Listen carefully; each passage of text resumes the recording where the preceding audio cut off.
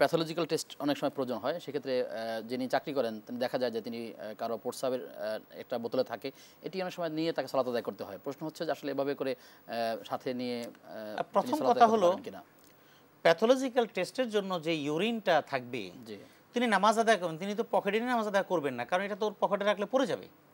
এখন সেটা কিভাবে কোথাও রেখে দিবেন, রাখার সুযোগ নেই, এখন হাতে রাখছেন।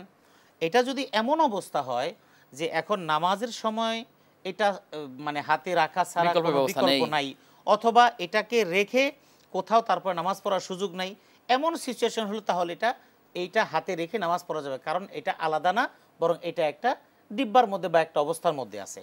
তবে এমন কোনো সিচুয়েশন হয় না সাধারণত যেগুলো এটা একটা একটা জায়গায় রেখে তারপরে নামাজ পড়া, এটাই হলো সবচেয়ে উত্তম জি, পদ্ধতি। শুকরিয়া। প্রশ্ন হচ্ছে যে ঔষধ গ্রহণ না করা কি আত্মহত্যার শামিল? কেউ চিকিৎসা নিচ্ছেন না। না এই চিকিৎসা না নেওয়ার কারণে তিনি মনে করছে আল্লাহ যা দিয়েছেন ভালো, আমি এক্ষেত্রে কোনো চিকিৎসা নিব না।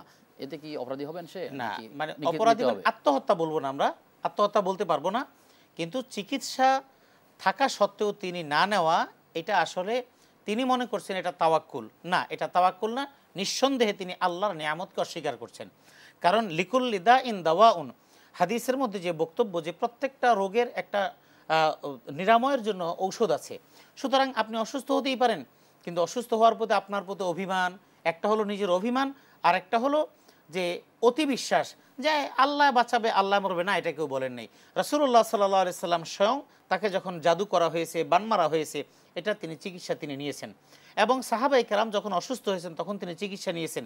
এমনকি অন্যান্য ব্যক্তিরা যখন অসুস্থ হয়েছে তারাও চিকিৎসা নিয়েছেন। সুতরাং রোগের জন্য চিকিৎসা নেওয়াটাও এটা আল্লাহর নিয়ামতকে মেনে নেওয়া এবং শুকরিয়া আদায় করার নামান্তর। আর না করাটা আল্লাহর নিয়ামতকে অস্বীকার করা এবং আল্লাহর বিধানকে অস্বীকার করা এবং নাফরমানির অন্তর্ভুক্ত।